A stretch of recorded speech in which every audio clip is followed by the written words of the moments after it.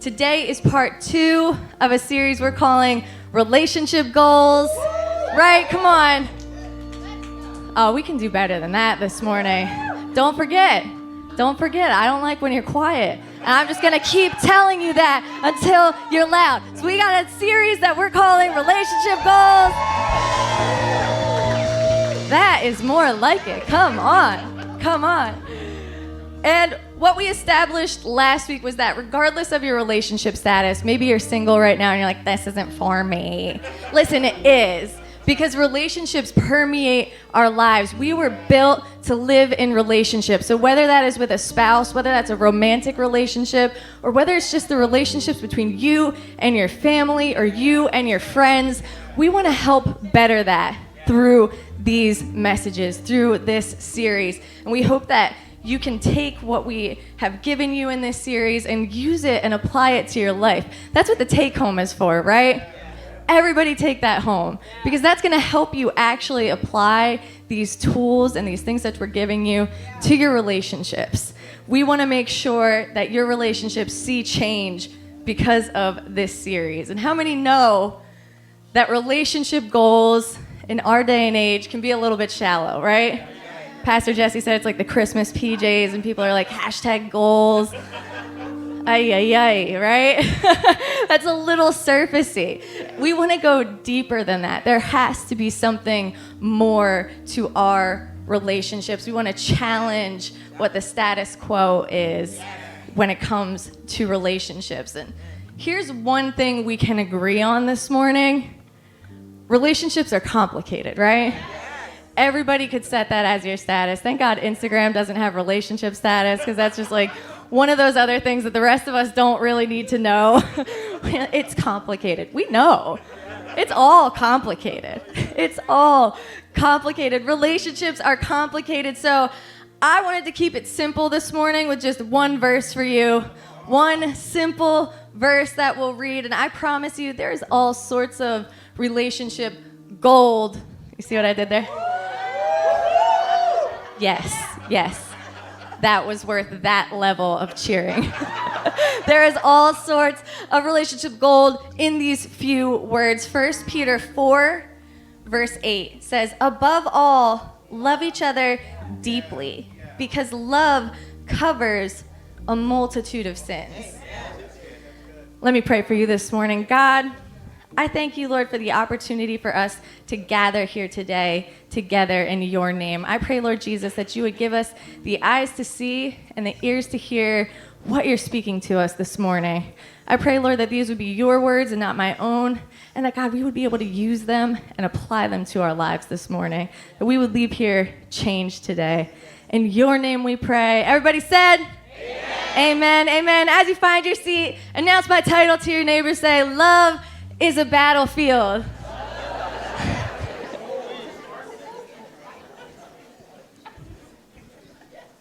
I got something real serious to say this morning. We are young. Heartache to heartache, we stand. No promises, no demands. Love is a battlefield. Whoa. The 90s babies are like, what is going on? I say that like I wasn't born in 1989. As the great philosopher Pat Benatar for you this morning. Love is a battlefield, right? How many of us know this to be true? Love is a battlefield, right? It doesn't matter who you're talking about. In fact, I think her music video, is like about her family fighting. So that just like pushes our point more that relationships permeate your life, and it isn't just your romantic relationships that we're talking about, right? Did you ever notice that external pressure can have an effect on your relationships? Like the things that we go through, the things that are going on outside of our relationships. Listen, Chick-fil-A gave Pastor Jesse and I the pleasure of some external pressure this week. I was going to redeem the peppered egg story And then we had a new fight about food. So I had new material to work with this morning. And as I'm talking, I'm realizing that, honestly, a lot of our fights are about food, which maybe we need to pray about that. I don't know.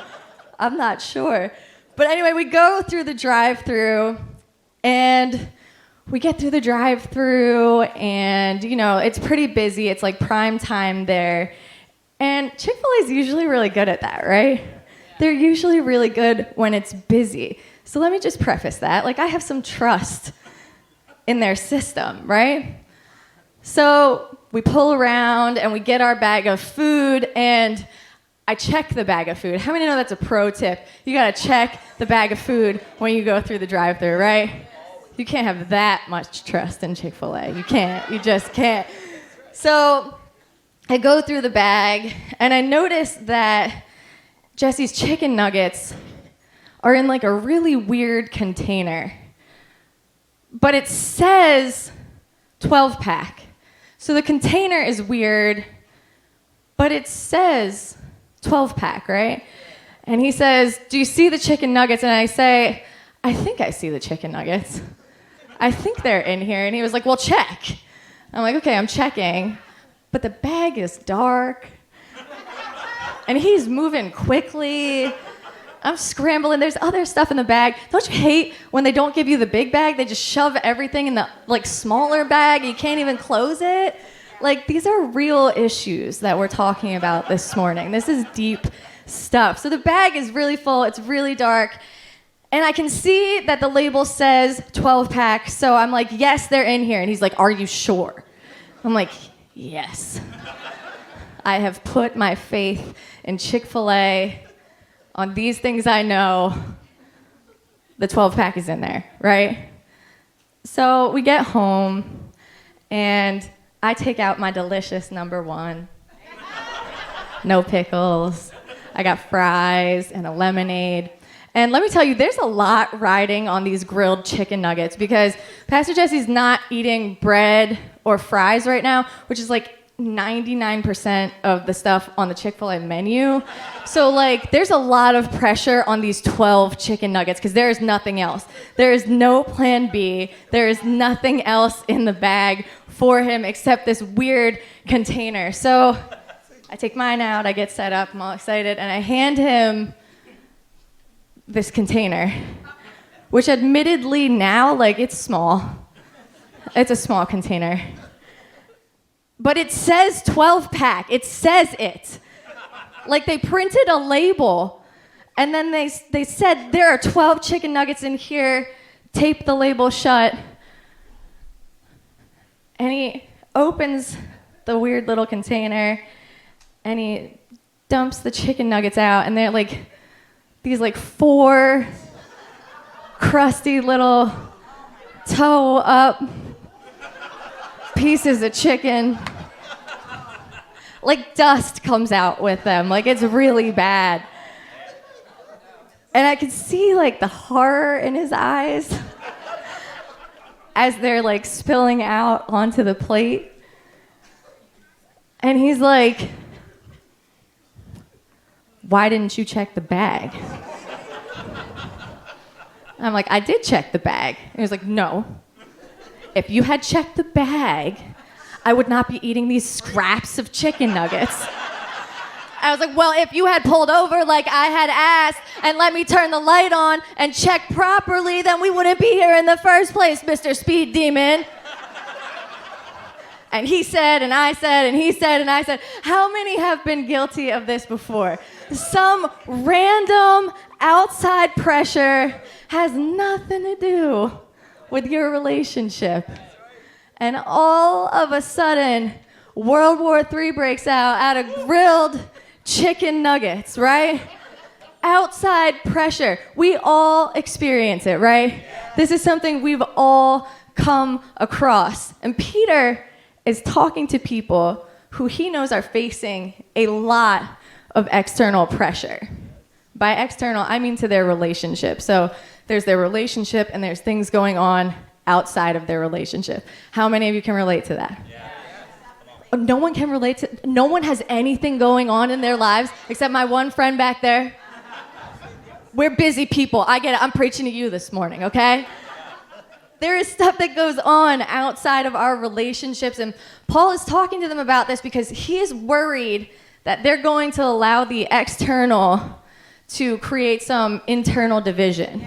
He's worried that it's going to start affecting their relationships, and I really do believe that so often the conflict that we face in our relationships comes from this external pressure, this external chaos. And maybe it's something silly and small like Chick-fil-A, or maybe it's more serious, right? Maybe it's stress from work or financial issues or issues with your family. But Peter is keenly aware that these things are going to put us on edge, and they could become the catalyst for the conflict in our lives. These external things can come in and become the catalyst, and he's aware that they're facing these external pressures, so he wants to guide them through it. He wants to guide them through it, and he says, how do we not allow the stuff out there to create division in here, right? How do we not allow that stuff to get in? But did you notice that Peter doesn't talk to them about how to minimize this external pressure? He doesn't give them advice on it. He's not saying, hey, I heard you had a busy week at work. Let me give you some advice on what to do, how to handle that. No. It's like he's very aware that even if you get rid of the problems in this area, they're going to pop up in this area. It's like a bad game of whack-a-mole, right? If you get rid of these external pressures, then these are going to start up. You know, the pressure is off at work, things are going great, and then all of a sudden the kids start acting up, right? And then the kids are fine, but now the car breaks down. And now the car's okay, but Carson Wentz is injured again, right? Like, these things happen. They cause external pressure. I knew my Philly friends would like that, right? We know that these things are going to cause external pressure. You name it, it's going to happen. One thing goes down, another thing rises up, right? There's always going to be external pressure. But what Peter wants them to know, and what Peter wants you to know this morning, is that the stuff out there, the negative pressures, they don't have to affect us in here, right? They don't have to get in deep. You want relationship goals, here it is this morning, to have a bond with each other that cannot be broken by external pressure, by the external, that we can't be disrupted, that our relationships won't be affected. We can't control the external. So what does Peter do? He gives them relational insight to help them work together to keep the external issues from dividing their relationships. He wants to keep these things from getting in. And this doesn't mean that we're going to ignore issues, right? We're not going to ignore them. No, Peter is showing us that God has given us relationships to help us work out the stress rather than taking out the stress on the people around us, right? How many have been guilty of that? I know I've been guilty of that. You're going through something at work, and you come home, and your spouse is like, how was your day? And you're like, shut up. You. You can't tell me that you don't do that. I'm not the only sinner in here this morning. I know that. This isn't something that only Peter addresses either. I want us to recognize that this is actually a recurring theme in the Bible, this repetitive theme that if you're not careful, you can allow what's going on out there to seep into your soul. And when it seeps into your soul, it's going to affect how you relate to other people. It's as simple as that. If we let it in, it's going to affect us. And if it affects us, it's going to affect other people, the people around us. Notice what Jesus says in Luke chapter 11, verse 34. He says, your eye is the lamp of your body. When your eyes are healthy, your whole body also is full of light. But when they are unhealthy, your body is also full of darkness. And we're not just talking about physical sight here. We're not just talking about our eyes and what we can see. It's a way of saying, be careful what you take in. And not just what you take in, but how you take it in, and what way you take it in, and what you do with it when you take it in, right? Because it's going to happen. It's going to happen. Every once in a while, these things seep in. Let's say it like this. You can go through stuff without having the stuff go through you. Come on. You can go through stuff without having that stuff go through you. But what happens when it does? It begins to fester in our hearts. It begins to drive our responses and our attitudes. It begins to affect how we relate to the people around us. It's like a bad filter. It's like we've taken this stuff in, and all of a sudden we're using it as a bad filter for how we speak to people, how we relate to people, what we say, what we do. It becomes this bad filter. Jesus' brother tells us in James chapter 4, verse 1, what causes fights and quarrels among you? Don't they come from your desires that battle within you? Some of us allow what we see and what we experience to seep deep into our souls. And then our souls are shaped by those negative outside pressures. In that verse, desires that battle literally means selfishness that has set up camp. Selfishness that has set up camp. Some of us have selfishness encamped in our souls because we have allowed what we have gone through to go through us. Come on. You never let anything go through you before? Some of us have selfishness encamped in our souls because we've allowed those things to go through us. Think of it like this. Every time you have a negative response to outside pressures, it's as if you're adding one more soldier to your internal army, and they begin to set up camp. They're setting up camp in our souls. Each selfish desire adds another soldier, and they're on the defense. They're ready to strike at a moment's notice. How many have felt that before? It's like you have this internal army, it's on the defense, and it is ready to strike. There is no rest for that army. They are ready to strike. But Peter says, hold on. Hold on. There's hope. Okay? There's hope. It doesn't have to be like that. His advice is super short. It's super simple. And yet it's very, very profound. And I believe that if we truly listen to it this morning, we could see some real transformation in all the relationships in our lives today if we have the ears to hear this. He says, above all, love each other deeply, because love covers a multitude of sins. Now, I think there's a few things that Peter wants us to understand from this verse so that we can apply it to our everyday lives. And they all start with P in honor of Peter. Okay? P, Peter. When you think back to this message, think P. P is for Peter. All the points are a P. That was very hard for me this morning. Thank God for speech therapy as a child.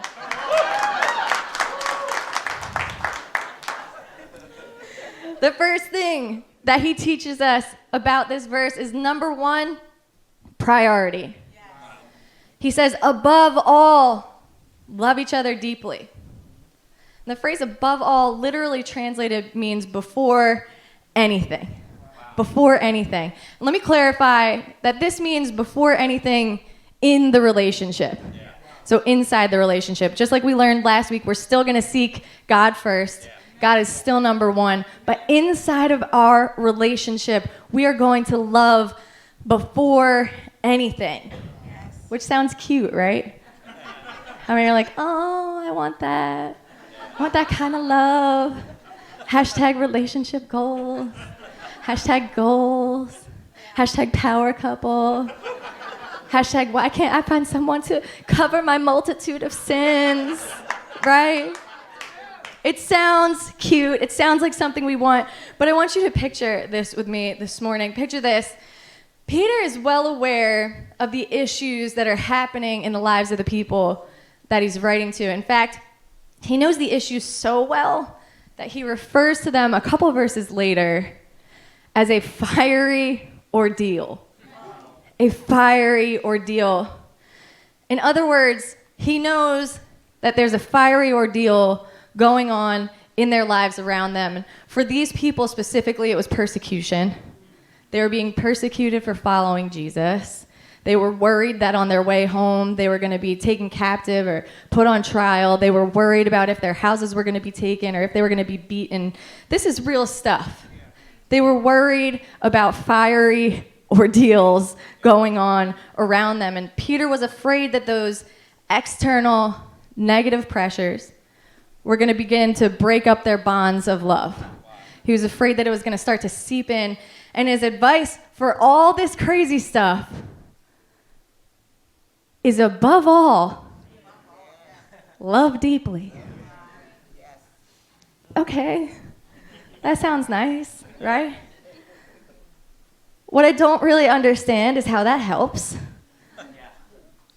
He's talking about a fiery ordeal. These people are really going through very serious stuff. And Peter says, hey, above all, love each other deeply. Thanks. Like, all right, cool. That's great. But can we be honest? How is this good advice? How is this going to help us? Peter says, hey, I promise that if you make this kind of love a priority, it'll change the way you live. This kind of love will change the way you live. When love is a priority, it gives a certain kind of security, right? When somebody puts you first, above, everything in their lives, God first, then you, when you know that it's set up that way, it gives you a certain type of security. It gives you a certain type of safety, right? We feel safe in that kind of love. And too often, the pressures of life try to rearrange our priorities. Too often, these things that happen on the outside, the emergencies, make us make those really important things take a back seat. At which point, we don't feel like a priority, right? Doesn't that do something to your soul when you know something else, something that seems like it's just not even really worth it, is above you? It changes the way you love, right? So Peter is telling us that this kind of love is a priority. He wants us to make sure now that we're going to decide to love each other first. Priority means it has to be a decision, not a reaction. So we're not talking about emotions here. Emotions are reactions, right? We feel emotions, we react to things emotionally. That's not what we're talking about. He says, no, this is a decision, not a reaction. So loving deeply can't be based on our emotions. Peter is not referring to a feeling. He's not saying, hey, when there's a fiery ordeal going on, feel warm feelings. That's not what he's saying. That's an emotion. We can't command a feeling. Love has to be a decision. Making love a priority has to be a decision that we make. How, though, can you have the strength to decide to love in the midst of pressure and pain and chaos and the fiery ordeal? How can we have that kind of strength, right? Here's how. The only way you can decide to love first in the midst of pressure is when you train yourself to love first when there's peace. We have to make the decision. Peter says love ought to be our first response, our mode of operation, our habit. If we develop the habit when things are healthy, it will transform our relationships. It will transform the way that we interact with each other. We have to be intentional. See, we can either be working to fight for the same team, or we can be strengthening our own internal army, right? We can be continuing to add soldiers who are ready to be on the defense at a moment's notice. We have to decide. We'll find that having that strong defense actually works against us working as a team. An overactive defense seeks to push away an opponent, right? That's not what we want to do. That's not how we want to live. That's not teamwork. We're not looking to defeat the other person. We're not looking to win battles as individuals. We want to win the war. We want to win the battle hand in hand, right? We don't want to be individuals in this situation. We want to fight together. So often we find ourselves in the midst of the battle just wanting to come out the victor, right? We want to fight for personal victory. We need to shift our perspective from fighting for personal victory to fighting for unity. We need to fight for unity and resolution. But how, right? Peter tells us it starts with love as your priority above all. We're going to make each other a priority. And then he moves from priority to number 2, protection. It says love covers a multitude of sins. And when you make love a priority, you protect the relationship, right? It's a natural thing that happens. I'm no longer in this thing for myself and my personal victory. I'm in it for us, right? I can't just protect myself. We've got to protect each other. Love covers, love protects. And I think it's important to preface that covering is not ignoring. Love does not ignore a multitude of sins, right? Covering is not enabling. Love does not enable a multitude of sins. And covering is not pretending. Love does not pretend that a multitude of sins do not exist. I think it's important for us to define what covering is not this morning, because I think a lot of us misunderstand what it means to protect our significant other, to protect our partner. Oftentimes we want to protect them by keeping them from feeling any sort of negative feelings, right? We want to keep them from feeling feelings of discomfort. We think that that's how we're protecting them. I call this being a peacekeeper. You will do anything just to keep the peace, just to not rock the boat, just to not make waves. You walk on eggshells just to keep the peace. See, there's a difference between being a peacekeeper and a peacemaker. Am I right?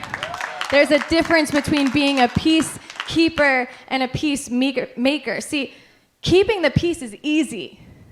You ignore issues, you sweep things under the rug, you look the other way. Sometimes we can be so focused on keeping the peace that we take a passive stance in our partner's life. We have the choice to either take a passive or an active stance in their lives. If you care about this person, let me tell you, I hope you take an active stance, because a passive stance is only going to keep the low-level peace that you might be feeling like you have right now. Let me show you what this looks like. Say your significant other comes home. They're all angry. And they say, my boss has the audacity to tell me that I have an attitude. Listen, we have a choice here. We have a choice in how we respond. Now, you know your significant other has an attitude problem. Right? Everybody said no, no. No, they don't. I don't know who you're talking about. You know that they have an attitude problem. You've been on the receiving end. So you have a choice here. Many of us will choose to say, your boss is a jerk. Right? Just to keep the peace, just to avoid discomfort. Pastor Jesse and I like to call this the marital echo chamber, where neither of you will call each other out on your stuff, And so it's just like an echo chamber of false positivity banging around until you are both so far from reality. You're so disconnected from reality and from growth that neither of you know what's going on. You try to interact with the rest of the world, and the rest of the world is like, oh, y'all crazy. You're really crazy. That's from the marital echo chamber. That comes from when we won't call each other out. That comes from not having the courage to tell somebody what's going on in their lives, what you see going on. See, a peacekeeper maintains the status quo. Average expectations, just enough to keep the peace. But listen, peacemakers take the time and the effort and the care to divert a war before it starts. This takes effort, this takes care, this is something you're gonna have to work at, but do you wanna be somebody who just keeps the peace, or do you wanna make peace in this world?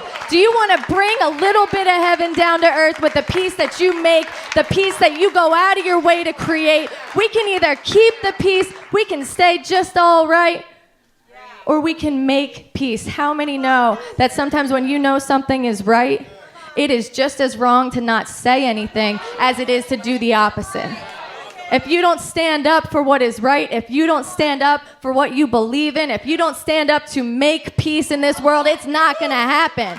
It's not gonna happen. We have to be peacemakers. And I believe it starts in our relationships. I believe it starts with the people that you care about most. It starts with the people that you care about most. Peacekeepers are happy with a pseudo-fake peace, but peacemakers know that sometimes you gotta go through the uncomfortable to get to real peace. Real peace. Let me show you what this looks like. See, your significant other comes home, all angry. They say, my boss has the audacity to say that I have an attitude. What are we gonna do? Listen, we have a choice. We have a choice here. You know that they have an attitude. Here's what we have to do. We have to respond out of love. They know that our love is built on priority. They know they're a priority. They know we love them, and they know we want to protect them. Yeah. So maybe, because you know that they have an attitude, you respond something like, you know, I think that sometimes you may have an attitude even when you don't really know it. This takes courage, right? This is not easy to do. This is not something that's just, it comes naturally. No, it takes effort. But listen, we have to take an active stance in their life. I don't know about you, but I need the love and protection of someone who is willing to call me out when I'm in the wrong. I need to know that there is someone there for me who wants better for me. I love you too much to leave you exposed in this world when I can do something about it. Love covers, love protects. Listen, real covering, I think the best example I've ever seen or heard of it is about this thing called a hoopah. See, a hoopah is a little structure. It's made out of 4 sticks, and it has a prayer cloth as a roof.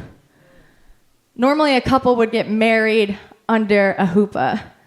The hoopah represents new family, new unity, new protection, but most of all, it represents God's love as a covering over the people who are under it. We need to love this way. We need to love like this. See, the hoopah acts as a protection, as a covering for the people who are under it, which means that the outside pressure has to stay outside. It has to stay outside because as people who are under it, we know that we need to cover each other. We need to love each other. And listen, our love should reflect that covering that God gives us. Our love should reflect the covering of God. Check this out. Psalm 91 says, "Those who live in the shelter of the Most High will find rest in the shadow of the Almighty. He will cover you with his feathers. He will shelter you with his wings. His faithful promises are your armor and protection." God shows us that real love covers and protects those it cares for. God's love provides lasting shelter. God's love provides lasting cover. God's love provides lasting protection. It's a love that lasts. Peter tells us that love has to be our priority, that love protects. And third, he shows us the importance of perseverance. Number 3, perseverance. Whew. We read in 1 Peter earlier that above all, we have to love each other deeply. We have to love each other deeply. The Greek reads, above all, keep stretching in your love for one another. It's the Greek word ektaino. It means to extend, but literally it means to stretch, to keep stretching. So this kind of love is going to feel like a stretch. It's going to feel like a stretch in our relationships. This kind of love is going to stretch you. But we have to live continuing to persevere with an outstretched arm to the people that we love. This love is not a feeling or an emotion. It's an effort. It's a decision to keep a hand extended regardless of the situation, regardless of the conflict. True friendship doesn't withdraw the hand when things get tough, right? In our exercise classes, we spend the last 5 or 10 minutes of the class stretching. So after this hard class, we're all sweating, we're tired, it's kind of awful, it's a lot to go through. We stretch together, and typically you have to sit down on the floor to do this. And what happens is, Jesse and I have created this routine where I'm still on the floor, and he gets up, and he keeps his hand extended, and he stretches it out to me, and he helps me up. After the hard workout, after the battle, after we're all tired, and after the stretching, just comes more stretching. There's perseverance in this kind of love. He still stretches out his hand to help me up. Listen, we need this kind of perseverance in our relationships. And what I love about our God is that this isn't just a standard that he holds us to, that he doesn't upkeep himself.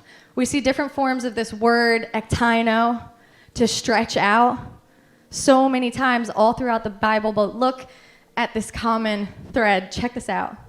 Matthew 8:3, Jesus stretched out his hand and healed the man. Luke 5:13, Jesus stretched out his hand and touched the man. He said, I am willing.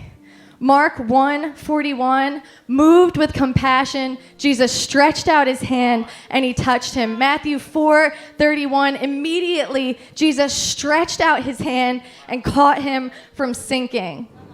In our relationships, we need to persevere. We need to continually extend the love that has been extended to us. Time and time again, Jesus stretches out his hand and saves us from sinking. Time and time again, Jesus shows us, my hand is right here for you, stretched out for you, through the battle, through the conflict, through the fiery ordeal, ready to extend love, ready to extend grace, ready for whatever. My hand is still here. Jesus shows us what real love looks like, and it's an outstretched hand that perseveres through the battle. Listen, even in the midst of conflict, we need to decide. Love is a decision to keep an outstretched hand to our loved ones, to our spouse, to your sibling, to your mom, to your dad, to your best friend. Listen, it's a decision. Real love perseveres and decides to keep an outstretched hand. Peter is inviting us to experience a new kind of love that can transform a situation. A different kind of love that can transform even the darkest of situations. He tells us when we love like this, it's going to change our lives. When we love like this, when we put our internal armies at ease, we begin to reflect the love of God.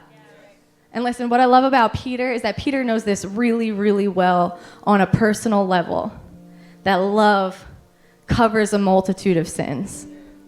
He knows this because even after he denied Jesus, the worst kind of sin, Jesus still kept an outstretched hand to him. He said, "Come home, Peter." Jesus still kept his hand stretched out to Peter. Peter knows this on a personal level. Would you stand with me this morning? We've been talking about relationships today, but we are also talking about a God who continually keeps his hand stretched out to us through the battle, through the things that we go through. Listen, I believe that this morning, that same God is speaking to you. His hand is stretched out, and he's just waiting for you to take it, to receive what he's already given.